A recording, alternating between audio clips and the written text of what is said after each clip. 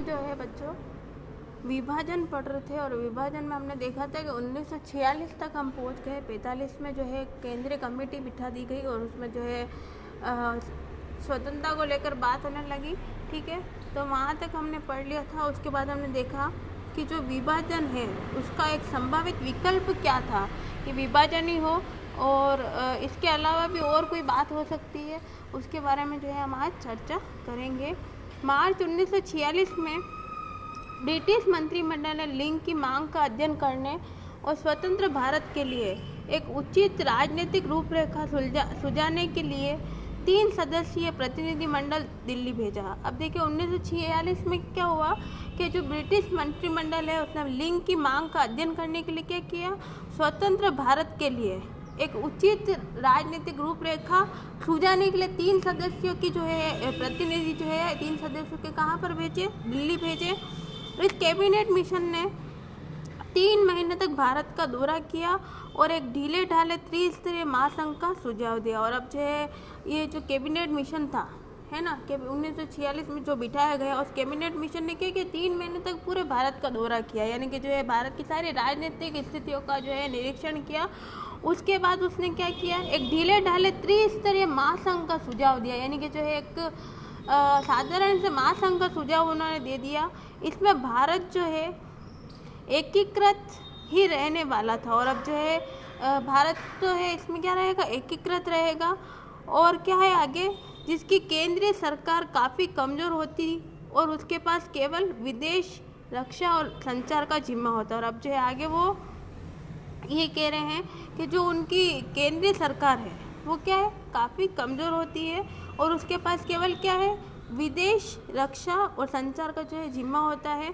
संविधान सभा का चुनाव करते हुए मौजूदा प्रांतीय सभाओं को 3 हिस्सों में समूहबद्ध किया जाना था। और आगे जो है संविधान सभा का क्या है, चुनाव करते हुए उन्होंने क्या किया, जो भी मौजूदा प्रांतीय सभाएं थी उनको क्या कर दिया, 3 हिस्सों में समूहबद्ध किया जाना उन्होंने सुनिश्चित किया। यानी कि जो है एक तरफ तो स्वतंत्रता की बात चल रही है, दूसरी तरफ संविधान निर्माण की भी बात चल रही है, संविधान के गठन के ऊपर भी चर्चाएं चल रही है। तो संविधान सभा के चुनाव की भी जो है यहाँ पर चर्चा लगातार चल रही है और उसको भी जो है 3 हिस्सों के अंदर इन्होंने क्या कर दिया, समूहबद्ध किया। हिंदू बाहुल प्रांतों को समूह का, पश्चिमोत्तर मुस्लिम बाहुल प्रांतों को समूह ख और पूर्वोत्तर यानी असम सहित के मुस्लिम बाहुल प्रांतों को घ में रखा। यानी 3 भागों के अंदर 3 समूहों में जो है भारत को डिवाइड कर लिया। पहला भाग रखा क श्रेणी का, जिसमें हिंदू बाहुल्य क्षेत्रों को रखा गया जहाँ पर सिर्फ हिंदू जनता रहती थी। दूसरा था पश्चिमी भारत वाला क्षेत्र जिसमें मुस्लिम बाहुल प्रांतों को शामिल किया गया। और तीसरा जो है घ वर्ग वाला देखें हम तो जो है उसके अंदर जो है असम वाले जो क्षेत्र हैं उनको उन्होंने शामिल किया था। प्रांतों के इन खंडों या समूहों को मिलाकर क्षेत्रीय इकाइयों का गठन किया जाना था। और अब जो है ये कह रहे हैं कि जो ये प्रांत है इन सबको मिलाकर क्या कर दिया गया, क्षेत्रीय इकाइयों का गठन किया जाना सुनिश्चित किया। माध्यमिक स्तर की कार्यकारी और विधायी शक्तियाँ उनके पास ही रहने वाली थी। और अब जो है आगे कह रहे हैं जो माध्यमिक स्तर की कार्यकारी है ना, और उनकी जो विधायी शक्तियाँ यानी कि उनको जो संविधान से शक्तियाँ मिली है उनके पास रहने देने की जो है छूट दे दी गई। शुरुआत में सभी प्रमुख पार्टियों ने इस योजना को मान लिया था, लेकिन ये समझौता ज़्यादा देर तक नहीं चल पाया क्योंकि सभी पक्षों की इस योजना के बारे में व्याख्या अलग अलग थी। अब देखिए 3 समूह बना दिए गए, स्वतंत्रता को लेके भी जो चर्चा चल रही, संविधान निर्माण को लेके भी चर्चा चल रही, लेकिन तीनों पार्टियों को अलग अलग बनाने के बावजूद भी क्या हुआ, सभी के जो निर्णय थे वो एक जैसे नहीं थे, सभी के विचार क्या थे, अलग अलग थे। सभी अपनी जो है अलग अलग समझौते की बातों पर क्या दे रहे थे, जोर दे रहे थे। लिंग की मांग थी कि यह समूहबद्धता अनिवार्य हो जिसमें समूह ख और घ के पास भविष्य में संघ से अलग होने का अधिकार होना चाहिए। और अब जो है वो कह रहे हैं कि भाई स्वतंत्रता तो हो, संविधान निर्माण भी हो, सब कुछ हो, लेकिन वो मुस्लिम लीग वाले ये कह रहे हैं कि जो ये समूह बने हुए हैं उनके पास क्या हो, एक अलग से जो है वो हो कि मतलब वो चाहे तो उसके अंदर शामिल रहे, समूह के अंदर जाए तो क्या हो जाए, समूह से बाहर निकल जाए। तो जो है समूहबद्धता नहीं होनी चाहिए कि भाई एक समूह में रह के सारा काम किया जाए, ऐसा नहीं होना चाहिए, वो ऐसा यहाँ पर कह रहे हैं। आगे देखिए भविष्य में जो है वो क्या हो, संघ से अलग होने का भी उनको अधिकार होना चाहिए, ऐसा उन्होंने कहा। कांग्रेस चाहती थी कि प्रांतों को जो है अपनी इच्छा का समूह चुनने का अधिकार मिलना चाहिए। और दूसरी तरफ कांग्रेस का ये था कि कोई भी प्रांत है तो वो अपनी इच्छा से जो भी समूह चाहे वो सेलेक्ट कर सके। भाई हिंदू बाहुल्य क्षेत्र है तो वो मुस्लिम बाहुल्य का भी सेलेक्ट कर सकता है नेता, और मुस्लिम बाहुल्य है तो वो हिंदू बाहुल्य वाले को भी जो है सेलेक्ट कर सकता है। तो वो अपनी इच्छा के अनुसार क्या कर सके, लोगों जो है किसी भी समूह का चयन कर सके। कांग्रेस जो है कैबिनेट मिशन के इस स्पष्टीकरण से भी संतुष्ट नहीं थी, और आगे जो कांग्रेस है वो ये कह रहे कि जो कैबिनेट मिशन है उसका जो स्पष्टीकरण है उससे वो संतुष्ट नहीं थी कि शुरुआत में यह समूहबद्धता अनिवार्य होगी, मगर एक बार संविधान बन जाने के बाद उनके पास समूह से निकलने का अधिकार होगा और बदली हुई परिस्थिति में नए चुनाव कराए जाएंगे। और अब जो है क्या बोल रहे हैं, वो यही बात कह रहे हैं कि किसी को भी समूहबद्धता का अधिकार नहीं है कि समूह में जब तक ये रहेगा जब तक क्या संविधान का निर्माण होगा, और संविधान में निर्माण हो करने के बाद जो है कोई भी व्यक्ति चाहे तो समूह से क्या कर सकता है, लेफ्ट कर सकता है और फिर से चुनाव कराए जा सकते हैं। अभी तक जो है संविधान के अंदर जब निर्माण हुआ तो जो उसका एक अध्यक्ष बनाया गया, एक उपाध्यक्ष बनाया गया और उनके आधार पर जो है सभी कार्य किए गए। तो संविधान तो सबका एक ही रहेगा, नियम सबके एक ही रहेंगे, लेकिन जो चुनावों की बात हो रही है, समूहबद्धता की बात हो रही है, किसी समूह में रह के काम करनी, उसमें जो है व्यक्ति संविधान निर्माण के बाद क्या कर सकता है, अलग होकर जो है अपना काम कर सकता है। तो कांग्रेस की भी यही इच्छा थी कि वो क्या है, उसको अपना समूह चुनने का अधिकार दिया जाए। आगे देखिए, मगर एक बार संविधान बन जाने के बाद उनके पास समूह से निकलने का अधिकार होगा और बदली हुई परिस्थिति में क्या कर सकते हैं, नए चुनाव कराए जाएंगे। इस प्रकार आखिरकार जो कैबिनेट मिशन के प्रस्ताव को लिंग और कांग्रेस दोनों ने ही नहीं माना, और जो है कैबिनेट मिशन ने जो भी प्रस्ताव रखे है ना उनके सामने, तो उसको जो कांग्रेस थी और जो मुस्लिम लिंग है उन दोनों ने उन प्रस्तावों को नहीं माना। और यह एक बहुत महत्वपूर्ण पड़ाव था क्योंकि इसके बाद जो है विभाजन कामोबेश अपरिहार्य हो गया था, और अब जो है दोनों ही जने संविधान के जो भी बातें हैं उनको नहीं मान रहे हैं, तो इससे क्या होगा, जो विभाजन है वो अपरिहार्य हो गया, यानी कि बहुत ही जरूरी हो गया कि जो है अब दोनों ही सहमत नहीं किसी मुद्दे पर बात करने को, तो विभाजन होना संभव है। कांग्रेस के ज्यादातर नेता इस त्रासद मगर अवश्यगामी परिणाम मान चुके थे, और अब जो है ये विभाजन जो है भाई बहुत खराब चीज़ थी क्योंकि लोग बेघर हो गए, मर गए, और जो है कई लोग परेशान हुए, कई सारी समस्याओं से ग्रसित, आज भी जो है कई लोग शरणार्थी बनकर रह रहे हैं। तो ऐसे में जो है ज़्यादातर क्या हो गया, त्रासद से अवश्य भावी परिणाम मान चुके। तो कांग्रेस जो है त्रास दी, यानी कि जो है इधर उधर त्राही होना है, ये सब चीज़ें वो कांग्रेस समझ चुकी थी। केवल महात्मा गांधी और उत्तर पश्चिमी सीमा प्रांत NWMP के नेता खान अब्दुल गफ्फार ही अंत तक विभाजन का विरोध करते रहे, और कांग्रेस ने तो मान लिया भी कि वह विभाजन होगा, मुस्लिम लीग ने भी देख लिया विभाजन होगा, लेकिन जो महात्मा गांधी है और जो है नेता खान अब्दुल गफ्फार है वो इस विभाजन का क्या करते रहे, लगातार विरोध करते रहे। देखिए यहाँ पर एक चित्र दिया है, ब्लैक एंड वाइट फोटो है। NWFP में महात्मा गांधी और खान अब्दुल गफ्फार खान, जिन्हें फ्रंटियर गांधी या सीमांत गांधी कहा जाता है, सुशीला नायर और अमतू सालेम के साथ जो अक्टूबर 1948 का ये एक फोटो यहाँ पर दिया गया है। आगे देखिए विभाजन की ओर, अब जो है विभाजन की बात हो रही है, संविधान निर्माण की बात हो रही है कि भाई संविधान तो बन जाए, लेकिन संविधान बनने के बाद भी क्या होगा, हम तो भाई अलग अलग रहेंगे, हमारा विभाजन अलग होगा, और हम अभी जब तक संविधान बन रहा है तब तक समूह बनेंगे, उसके बाद हमारा अपना अलग से नेता होगा, हमें अपना चुनाव कराने का खुद को अधिकार होगा, हम किसी भी समूह को जो है चुनने का अधिकार होगा। इसलिए जो है अब क्या है कि जो है संविधान का निर्माण भी प्रोसेसिंग पर है, लेकिन उसके बावजूद भी क्या है, अभी भी विचारधारा एक नहीं है। अब हम आगे देखेंगे विभाजन की ओर देखें तो विभाजन किस प्रकार हुआ। देखिए यहाँ पर भारत का नक्शा दिया है, यहाँ पर जो ग्रीन कलर की जो चीज़ें हैं है ना, ग्रीन कलर से जिन राज्यों को शो कर रखा है वो 1941 के मुस्लिम बाहुल्य इलाके हैं। देखिए जम्मू कश्मीर वाला और पाकिस्तान वाला क्षेत्र है। 1941 के हिंदू बाहुल्य वाले जो क्षेत्र है, देखिए पूरे भारत के अंदर जो है काफ़ी सारा क्षेत्र है, दक्षिणी भारत, उत्तरी भारत, जहाँ पर हिंदू बाहुल्य लोग रहते हैं। उसके बाद जो है ब्लू कलर का जो दे रखा है उसमें किसका है, राजकुमारी की रियासत है, जिनके लिए प्रस्ताव में स्पष्ट प्रावधान नहीं किया गया था। और अब जो है राजा महाराजों का भी हमारे यहाँ राज रहा था उस समय, तो जहाँ पर ब्लू है वहाँ राजा महाराजों का राज बताया गया है। तो तो जो है इस प्रकार 3 भागों में जो है उस समय हमारा भारत था।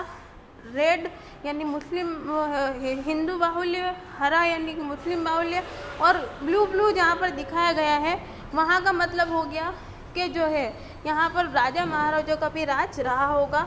आगे देखिए, बीहड़ में एक आवाज़। बीहड़ क्या होता है? जो नदी का पेटा होता है ना, उसको बीहड़ कहते हैं। महात्मा गांधी जानते थे कि उनकी स्थिति बीहड़ में एक आवाज़ जैसी है, लेकिन फिर भी वे विभाजन की सोच का विरोध करते रहे। अब यानी कि जो है नदी का पेटा में जाकर जोर जोर चिल्लाओ, किसी को सुना ही नहीं देगा, है ना, कोई मतलब ही नहीं, सेंस ही नहीं है वहाँ पर जाकर चिल्लाने का, क्योंकि वहाँ कोई नहीं होता है। तो वैसे ही जो है महात्मा गांधी की आवाज़ एक बीहड़ में जाके चिल्लाओ तो उसको जो है कोई भी सुनने वाला या उसका विरोध करने वाला नहीं रहेगा। किंतु आज हम कैसे दुखद परिवर्तन देख रहे हैं। मैं फिर वह दिन देखना चाहता हूँ जब हिंदू और मुसलमान आपसी सलाह के बिना कोई काम नहीं करेंगे।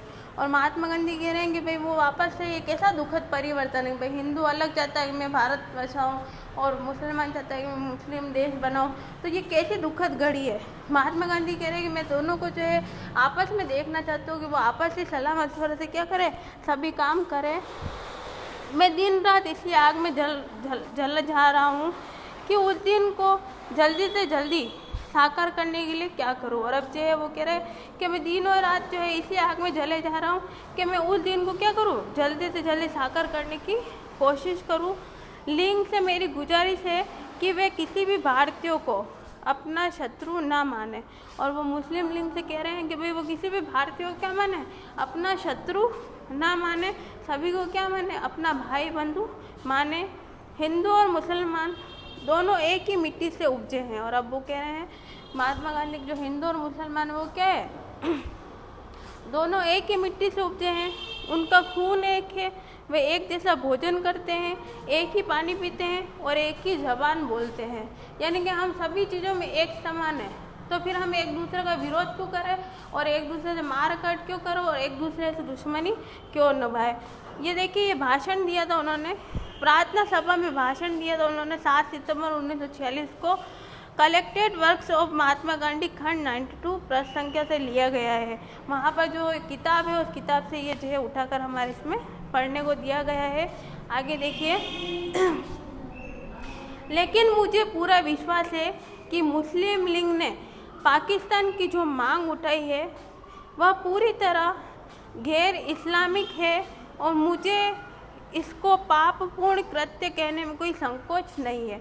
और अब वो यूँ कह रहे हैं महात्मा गांधी कि जो उनको ये विश्वास है कि जो मुस्लिम लीग है उन्होंने पाकिस्तान की जो मांग उठाई है कि नहीं कि पाकिस्तान एक अलग से देश बना दिया जाए और मुसलमान बाहुल्य क्षेत्र के रूप में घोषित कर दिया जाए, तो ये पूरी तरह क्या है, गैर इस्लामिक है। महात्मा गांधी कह रहे हैं कि पूरी तरीके से क्या है, गैर इस्लामिक है, क्योंकि मुझे इसको पापपूर्ण कृत्य कहने में कोई संकोच नहीं, क्योंकि एक अलग से देश बनाना, फिर उसमें अलग जाति पाति का भेदभाव करना, तो उसको जो है महात्मा गांधी क्या कह रहे हैं, पापपूर्ण कृत्य कह रहे हैं, यानी कोई सबसे बड़ा पाप की जो है श्रेणी में रख रहे हैं। इस्लाम मानवता की एकता और भाईचारे का समर्थक है, न कि मानव परिवार की एकजुटता को तोड़ने का। वो मुसलमानों को इस्लाम का हवाला दे रहे हैं महात्मा गांधी कि जो इस्लाम धर्म है वो मानवता की एकता और भाईचारे का संदेश देने वाला है, वो किसी के घर और परिवार को तोड़ने वाला नहीं है।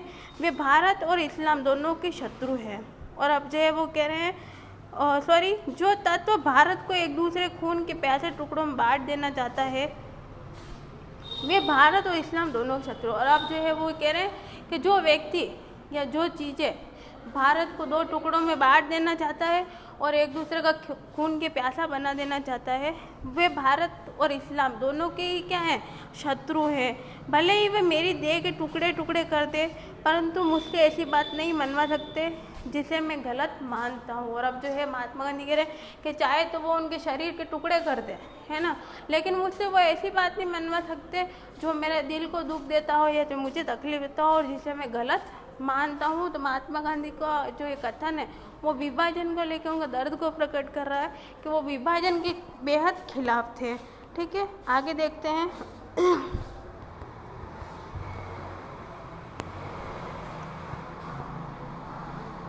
ठीक है, तो यहाँ पर जो है बीच में ये स्टोरी आ गई थी, ऊपर से फिर से देख लेते हैं। विभाजन की ओर कैबिनेट मिशन योजना से अपना समर्थन वापस लेने के बाद मुस्लिम लीग ने पाकिस्तान की अपनी मांग को अमली जमा पहनाने के लिए प्रत्यक्ष कार्रवाई का फैसला लिया। और अब जो है मुस्लिम जो पाकिस्तान है उसकी मांग को लेकर जो है इन्होंने प्रत्यक्ष कार्रवाई का जो फैसला लिया और 16 अगस्त को प्रत्यक्ष कार्रवाई दिवस के रूप में भी मनाया था। क्या था वो देखते हैं। पार्टी ने 16 अगस्त 1946 को प्रत्यक्ष कार्रवाई दिवस यानी डायरेक्ट एक्शन डे मनाने का ऐलान किया। उस दिन कलकत्ता में दंगा भड़क उठा जो कई दिनों तक चला और उसमें कई हजार लोग मारे गए। और अब जो है प्रत्यक्ष कार्रवाई दिवस मनाने की बात करी भाई, है ना, कि भाई सारी चीज़ों की क्या हो, डायरेक्ट कार्रवाई की जाए। मुस्लिम लीग ने जो है प्रत्यक्ष कार्रवाई दिवस मनाया 16 अगस्त 1946 को। तो उस दिन क्या हुआ कि जो कलकत्ता है वहाँ पर क्या हो गया, दंगा भड़क उठा और जो कई दिनों तक क्या हुआ, चला करा और उसमें कई हजार लोग जो है मारे गए।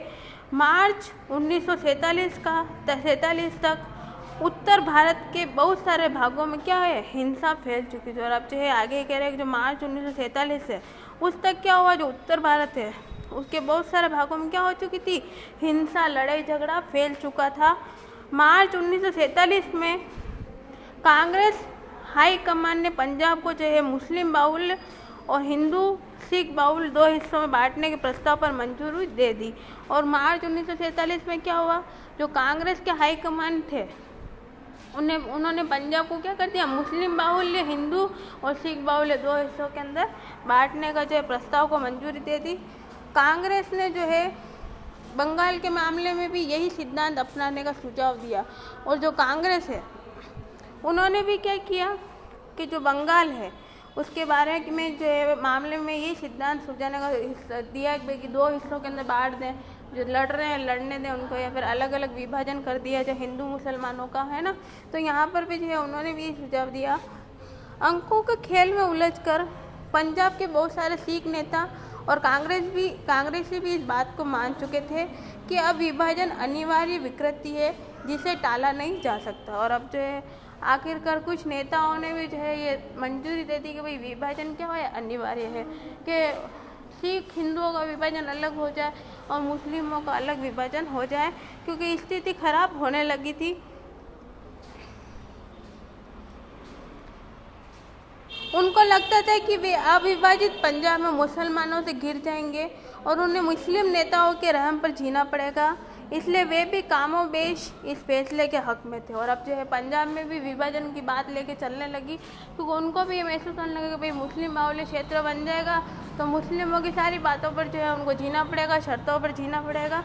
इसलिए कुछ सिख नेताओं ने भी क्या कर दिया, विभाजन को अनिवार्य मान लिया। बंगाल में भी भद्र लोग बंगाली हिंदुओं का जो तबका सत्ता अपने हाथ में रखना चाहता था वो मुसलमानों की स्थायी गुलामी, उनके एक नेता ने यही शब्द कहते कि आशंका से भयभीत था। और अब बंगाल में भी बंगाली लोग भी चाहते थे कि भाई जो है मुसलमानों का शासन खत्म हो जाए और वहाँ पे भी क्या हो जाए, विभाजन हो जाए। तो 1905 में हमने देखा था बंग विभाजन भी हो गया था, है ना, बंगाल का भी विभाजन हो चुका था। तो जो है वहाँ पे भी ये भय था कि जो है मुसलमान क्या है उनको स्थायी रूप से गुलाम नहीं बनाए, इसलिए बंगाल के लोग भी चाहते थे कि भाई जो है विभाजन हो जाए। तो बांग्लादेश भी हमारे भारत से अलग है, ये आपको पता ही है।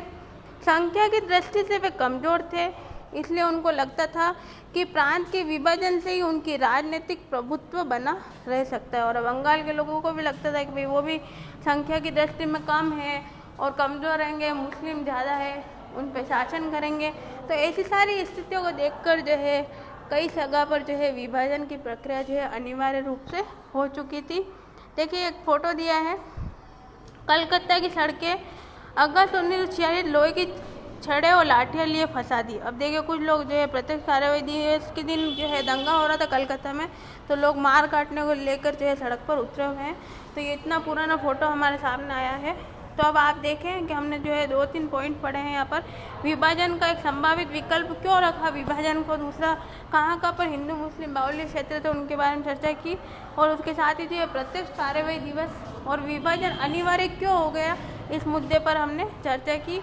बाकी का शेष जो है हम कल की अगली क्लास में पढ़ेंगे।